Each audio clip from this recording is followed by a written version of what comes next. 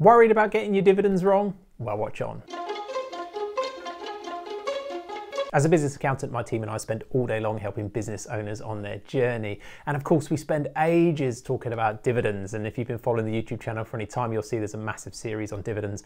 And I would encourage you to go and pick up those videos to really get your understanding right, because dividends are one of those things where it's really important from a tax point of view, a tax planning, tax efficiency point of view. You want to get your money out as cheaply as possible. You're likely currently, as we're recording this video, to do that by using some sort of dividends. However, people also get it wrong all the time. And in this video, I just wanted to highlight how that can happen and what to do about it and what the consequences of getting this wrong are. So before I do, if you like this type of video, make sure to click the subscribe button and the bell below so you get notified whenever we release more videos just like this one. So a lot of owners will trip up here because they don't consider the company performance. So generically, what happens is they view it as their pay. And in reality, a lot of the time, you would discuss it with that kind of idea that you're going to take a regular draw from the company, and that does feel like pay. However, it isn't pay. Pay or salary is a completely different thing. That goes declared, is taxed differently for a start, and it's declared through the payroll system. You normally do it on or before the payday, so it will go out every month normally. And you might even, for a lot of small business owners, with limited companies, with this being their only income, will have a small salary anyway. And I should say that in this video, that's what we're talking about. We're talking about you as a small business owner who owns and runs that limited company as the director. So that's quite normal. Now, and then they'll top it up with dividends. Whether you have that salary or not is irrelevant really to what we're talking about, but that's kind of just to get a feel for salary is salary and dividends are dividends. And the amount you draw in total may be a combination of the two, or it could even be a loan, it could be other things. But what we commonly see where the mistakes have been made is someone will put dividend on their bank payment and pay it to themselves. Regardless of company performance, they'll do that every single month and not worry about it. They could even drain the bank account down to zero, and that is a very common red flag for this issue. And what happens is that actually, when the accounts are done, and that could be sometimes later, depending on your relationship with your accountant or when you're doing it, you can figure out that actually there wasn't enough money on paper for that to be a dividend. So what I'm going to do is I'm going to show you a little picture here. Now, this picture is the bottom of a balance sheet, it's called. So there's two docs that you normally look at in a limited company, one of which is a profit and loss account and the other one's a balance sheet. Profit and loss is a bit as it sounds. And there's other videos on this, so you can go see how to read both these documents. But this bottom figure, that total capital and reserves figure, the bottom one, sometimes it'll say shareholders funds, depends on your kind of software you're looking at, if you've got access to regular software. That suggests there's some money available for dividends. What normally happens at the end of the year, if that's gone wrong, is there's no money there.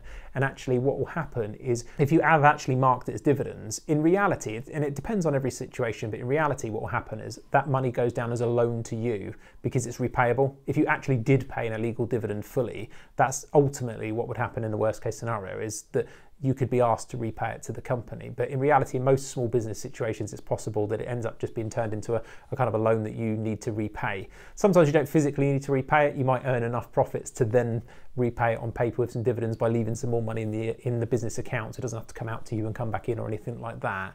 That's a bit technical, but ultimately it's possible. But that will what will happen. But it can cause you a tax problem. So if you have taken too much, generally what will happen is you'll have a overdrawn loan account. And I think we've done other videos on this. But what that means is that if your loan is outstanding at the end of your company's year, you sort of got about 9 months to sort that out. And if you don't, you end up having to pay holding tax. That's quite significant. It's over 30% worth of what your overdue balance was.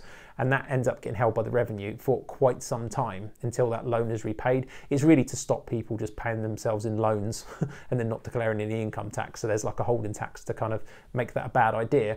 And then sometimes actually it can be worth using a loan from a company, but that's a whole other video. But in most situations, you won't want to be in this point where you're having to pay this holding tax out. So it really is important to get your dividends right as the year goes on, because there's nothing worse than you thinking it's all going okay and then finding out you've got this jumbo tax bill because you've got this holding tax associated with it, on top of maybe any personal tax bills that you might not have planned for. It's just one of the areas we see a lot with owners, and it starts with ownership from you, knowing and planning and understanding that the money you're taking from the company has to be okay.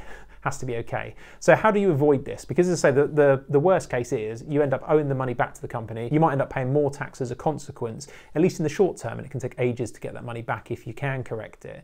But what will happen is, if these dividends are illegal, is you can end up paying more tax than you actually need to pay and just get yourself in a bit of a spiral, and it's horrible. So how do you go about avoiding that and making sure they're legal? Well, I showed you that image before, so I'll bring that back up. So that image is the bottom of your balance sheet. So in theory, the best way to do it, to look at it, is to have regular up-to-date bookkeeping. I mean, this one's printed off a Xero or a QuickBooks, so you can see and check that bottom figure. So there's some massive caveats to this, and it's difficult to get across in a YouTube video, but sometimes that figure's not going to be correct. There's going to be timing differences, so you might not have accounted for the reduction in value of the stuff that the company owns. Like, let's say you've got some IT equipment, normally you'll have something called depreciation that will write that off over time. That needs to come off that. There could be, your bookkeeping could just be wrong. You could have something called a share premium account, which I think is unlikely, but if you see share premium in there, you kind of got to discount that. There's a couple of other things that could go on, but that's just a general indicator. If there's a lot of money in there, then it's probably going to be okay for you to take $2,000, say, right? In this example, like, even those adjustments going to come into it, it's probably not likely that's going to be a problem. But if that looked like a minus, it should be an instant, or a very small figure, should be an instant red flag to you that actually maybe you can't have a dividend, and it's worth talking to your accountant or seeking some advice if you're worried about what to do about that, because you might need to draw the cash.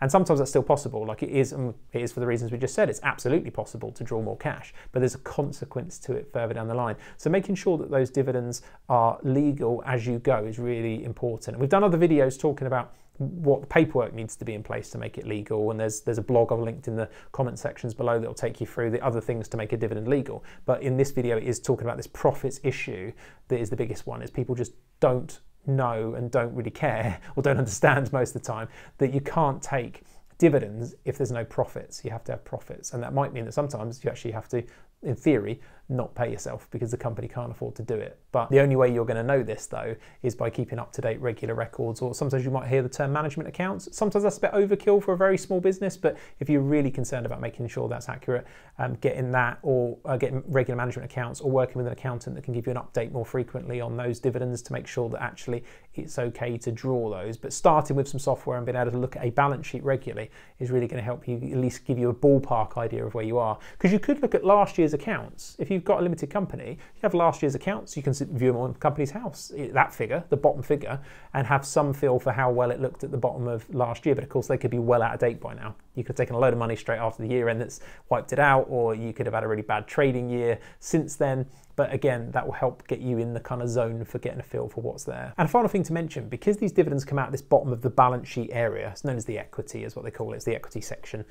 In there, you don't want to have them if you're doing your own bookkeeping. If you see them in your profit and loss account as almost as an expense, that can also be a real problem for you deciding whether you can take them or not, because it's not the best way to figure that out for many technical reasons that I'm not going to mention. I mean, when an accountant gets hold of it, they're going to discount it being there anyway and move it into where it should be. But just from looking at your accounts and figuring out whether that's a good idea, yeah, if you see that your dividends have ended up in your balance sheet, it's time to recategorize them as what's known as equity and move them somewhere else, and you can start to see what that bottom looks like. But in this video, it is really top level. I'm just trying to get you in the mindset of checking these things and understanding that, look, if you have drawn too much and they are illegal, you're ultimately going to own the money back to the company, and there could be, if you've left your accounts preparation too late, at least a tax consequence to doing that. Because if you do repay that loan either on paper or physically before that 9 months-ish time limit after the year end, you could have no tax consequence. But so another reason to make sure you get your accounts done nice and early if you're in any way concerned that this might actually be a problem for you. So I appreciate this might have been a bit of a technical one, so